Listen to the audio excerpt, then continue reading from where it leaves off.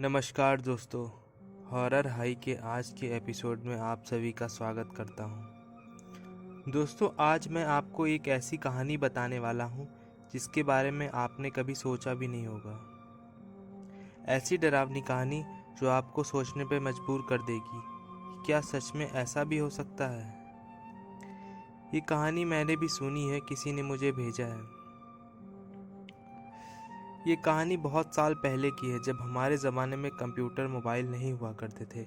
लिखने का काम कलम से और कागज़ पे लिखाई होती थी। बात करने का ज़रिया होता था और वो लैंडलाइन फ़ोन होता था ना, जो कभी कभी लगता था, कभी कभी आउट ऑफ सर्विस हो जाता था। और जो गांव के इलाके होते थे और दूर दराज के ठिकानों में तो बहुत मुश्किल से बात हो पाती थी फ़ोन पे। ऐसे ही किसी दूर और सुनसान ठिकानों की खोज में एक लेखक निकल पड़ा था। उसको अपनी कहानी लिखने के लिए शांति और अकेलापन चाहिए था।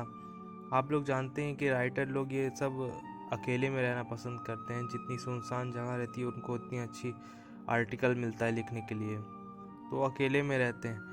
वो अपनी बीवी और अपने बच्चों को अपने घर में छोड़कर चला गया था। ये हमेशा से उसका काम था। वो घर वालों की आदत हो चुकी थी कि वो उसका आना जाना उसके घर वालों की आदत हो चुकी थी। उस लेखक का नाम राजीव था। राजीव बहुत ही काबिल लेखक था। वह किताबें लिखता था, नाटक भी लिखता था। अपने ज़िले में उसका बहुत नाम था। उसी पर उसकी रोजी रोटी चलती थी। काफ़ी उसने पैसे बना लिए थे। अब उसके पास मोटरसाइकिल भी थी और घर भी ले चुका था। लेकिन दोस्तों, कहते हैं ना, जब सब कुछ मिल जाता है तो ज़िंदगी में तो कुछ और पाने की चाहत जन्म लेती है। वैसे ही कुछ राजीव के साथ भी हुआ। उसको कामयाबी मिल चुकी थी, लेकिन वो और ऊपर पहुंचना चाहता था, जहां से ये दुनिया उसको छोटी लगे। राजीव एक गांव में पहुंच जाता है।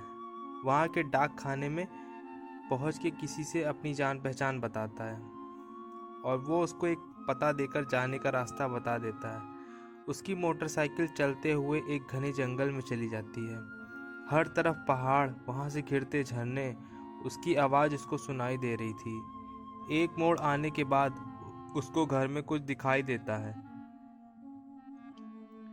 वहां पे फॉरेस्ट वालों का एक गेस्ट हाउस था, जहां पे अब कोई नहीं रहता था। राजीव ने कुछ दिन वहां रहने का इंतजाम कर लिया। बाहर से वो गेस्ट हाउस पूरा लकड़ी का बना था, लेकिन वो अंग्रेज़ों के ज़माने का था, तो उसकी बनावट में वो विदेशी झलक साफ दिख रही थी।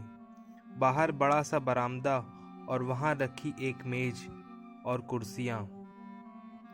उसके बाजू में लकड़ी के खंभे लगे हुए थे। उसके ऊपर मोटा सा गेरुआ रंग का किसी ने पोत दिया था।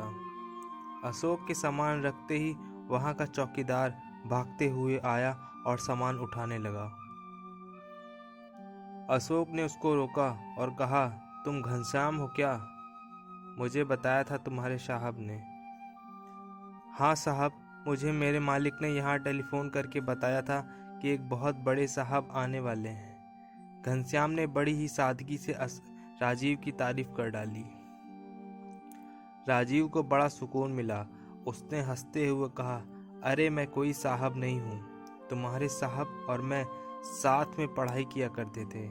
मैं लेखक हूँ और कविता, कथा और कुछ नाटक भी लिखता हूँ। तुम्हें नाटक पसंद है? राजीव ने उसकी पसंद पूछ ली। अक्सर गांव में नाटक देखने के लिए आज भी लोग दूर दूर से आया करते हैं। अपने रिश्तेदारों के यहाँ पहले दिन से ही पहुंच जाते हैं। लेकिन उस जमाने में नाटक होना आम बात नहीं थी। लोग सिनेमा सिर्फ शहरों में ही देखते थे। नाटक वहाँ लोकप्रिय था। शाम का खाना होने के बाद घनश्याम और राजीव बाहर बरामदे में बैठकर बातें करने लगे। बाहर आग जल रही थी। दूर से जंगली भेड़ियों की आवाजें आ रही थी। घनश्याम अपने आसपास की जगह के बारे में बता रहा था और राजीव कभी उसके ऊपर ध्यान देता तो कभी उन सब चीज़ों को अपनी कहानी में रखने की कोशिश करता। बातें करते करते कब 11 बज गए समझ में ही नहीं आया। घनश्याम बोला, साहब, रात को अकेले बाहर मत निकलिएगा। बाहर जंगली सूअर, भेड़िए और कभी कभी तो शेर भी आ जाता है। यहाँ कोई भरोसा नहीं है। उसको हाँ बोलकर दोनों अपने रूम में सोने चले गए। राजीव को थकान होने के बाद भी नींद नहीं आ रही थी। अब वो खिड़की खोलकर एक कुर्सी पर बैठ गया। जंगलों से बहुत ही डरावनी आवाज़ें आ रही थी, कभी शेर की दहाड़ तो कभी उल्लू की आवाज़। बहुत ही भयानक लग रहा था। उसको लग रहा था जैसे वो सब उसके आसपास घूम रहे हों। वो अब लिखने का सामान खोजता है। अरे, मैं तो कलम लाना भूल ही गया। लगता है सामान में से गिर गया कहीं पर, या फिर मेरे बच्चे ने निकाला होगा। उसके सामान में बस एक स्याही की बोतल मिलती है। आज उसका दिन हुए वहाँ रखी अलमारी खोजने लगता है। अशोक को अचानक पुराने कपड़े में लपेटा हुआ एक बक्सा मिलता है। वो बड़ी ही आश्चर्य से उसको खोलता है। अरे वाह, मेरा काम तो बन गया। पेन भी है और एक बढ़िया सी डायरी भी है। शायद मेरे दोस्त ने मेरे लिए लाकर रखी होगी। उसको पता होगा कि मैं लेखक हूँ। अपने दोस्त का शुक्रिया अदा कर वो उस पेन में स्याही डालता है और वो डायरी खोलता है। वो डायरी बाहर से बहुत पुरानी थी, लेकिन अंदर से एकदम नई जैसी लग रही थी। अशोक घर के अंदर था, लेकिन दूर से झरनों के पानी की आवाज़ वहाँ तक पहुँच रही थी। उसने डायरी के पन्ने खोले और उसमें उसने वो पेन से लिखा। जैसे ही उसने ये लिखा, जंगल में कोई शिकार हो गया। बहुत ज़ोरों की आवाज़ आने लगी। पंछी इतनी रात को उड़ने लगे थे। सारे जंगल में हलचल होने लगी थी। राजीव को भी बड़ा मज़ा आया। ये जगह उसके लिखने के लिए बिल्कुल सही थी। अब वो लिखना चालू करता है। वो अपनी कहानी में एक राज के बारे में लिखता है जो अभी तक किसी को नहीं पता था। कोई मनहूस साया अचानक से लोगों की बस्ती में आ जाता है और सबको एक एक करके मौत के घाट उतार देता है। किसी को कुछ भी समझ नहीं आता कि ये सब क्या हो रहा है। लोग भगवान को याद करके सोते और सुबह वहीं बाहर मौत के हवाले हो जाते थे। हर जगह मौत ही मौत। वो अपनी कहानी पे लिखता है कि अब वो कहानी ख़त्म करने वाला है। राजीव को कहानी में मज़ा नहीं आता, तो वो उसको बढ़ाने में लग जाता है। वो कहानी में थोड़ा घुमाव लाने की कोशिश में अपनी कहानी में एक आत्मा के बारे में लिखता है।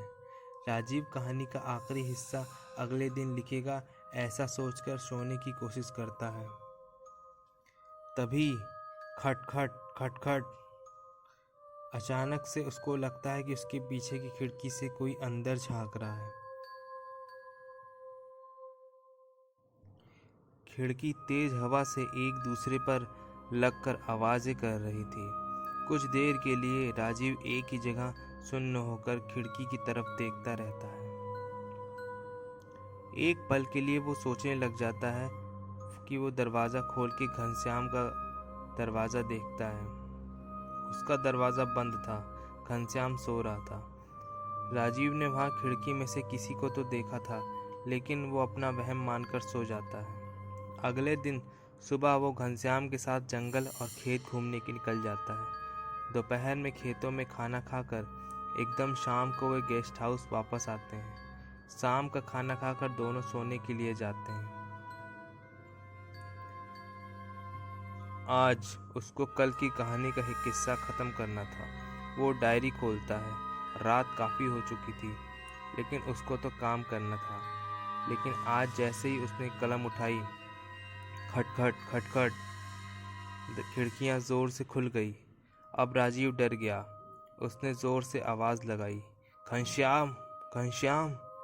घनश्याम दौड़ के आ गया। राजीव ने दरवाज़ा खोला और बोला, अभी मैं यहाँ बैठा था तो मैंने किसी को खिड़की से झांकते हुए देखा, जैसे कोई आदमी हो। राजीव थोड़ा सहम कर बोल रहा था, साहब, आपको शायद वहम हुआ होगा। यहाँ तो कोई नहीं है और मैंने बाहर के दरवाजे पर ताला लगाया है। कोई कैसे अंदर आ सकता है? घनश्याम इधर उधर घूमकर देख रहा था। उसको ऐसा करते राजीव को भी लगा शायद वो उसका वहम ही था।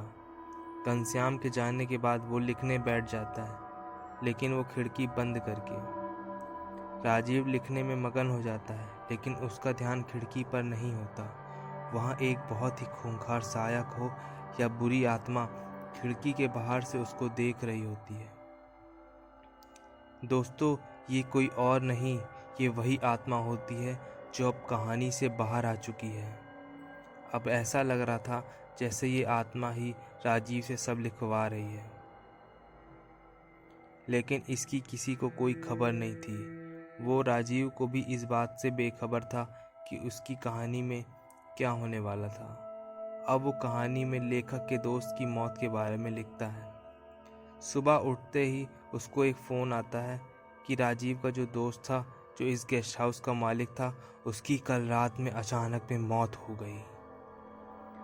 पता चलते ही वो पास के गांव में जाता है। वो राजीव के दोस्त का गांव था। उसको आखिरी क्रियाकर्म के वो लेकर वहीं आने वाले थे। मौत मानो बंद एक लिफाफे में थी जिसकी किसी को कोई खबर नहीं थी। पुलिस भी हैरान और परेशान थी। राजीव को बहुत बुरा लगा था। अब उसको गेस्ट हाउस में रुकने का मन नहीं था, लेकिन अब उसका काम होने को था। वो कहानी ख़त्म करना चाहता था। आज वो उस पेन से लिखता है कि उसके गेस्ट हाउस का वो नौकर, जो उस कहानी में था, उसको जंगल में कोई जंगली जानवर मार डालता है। दूसरे दिन सुबह घनश्याम का कोई अता पता नहीं था। दोपहर तक राह देखने के बाद राजीव अपने साथ बाजू के लोगों को लेकर जंगल में खोजने निकल जाता है। शाम को एक चरवाहा वहां आता है। बाबूजी, बाबूजी, जल्दी चलिए, जल्दी चलिए। राजीव उसके साथ जाता है। एक पेड़ के नीचे घनश्याम की लाश मिलती है, बहुत ही बुरी हालत में।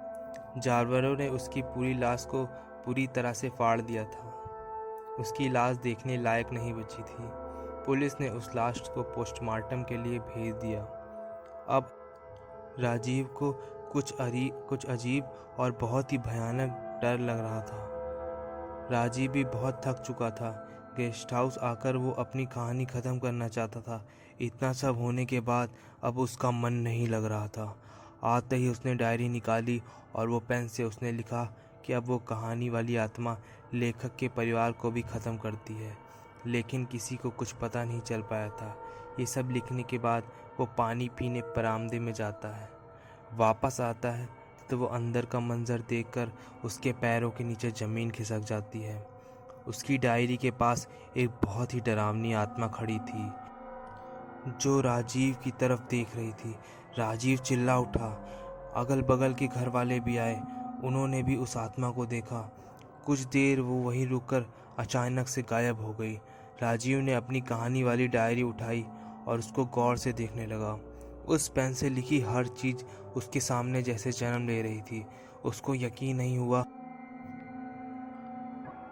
लेकिन उसने उस कहानी में जो भी लिखा था वो सब कुछ सच हो चुका था। दोस्त और नौकर की मौत। अब राजीव ने लेखक के परिवार की मौत के बारे में लिखा था। लिखा हुआ तो वो मिटा नहीं सकता था, इसलिए अपनी गाड़ी लेकर बहुत तेज घर पहुंचने निकल जाता है। कहीं ना कहीं उसको ये एहसास हो गया था कि उसकी डायरी या पेन की वजह से ये सारी मौतें हो रही थी। अब जो भी वो लिखता है वो सब असलियत में हो रहा था, लेकिन देर हो चुकी थी। घर के बाहर राजीव के रिश्तेदार थे। बहुत भीड़ लगी थी। राजीव थरथराने लग गया था।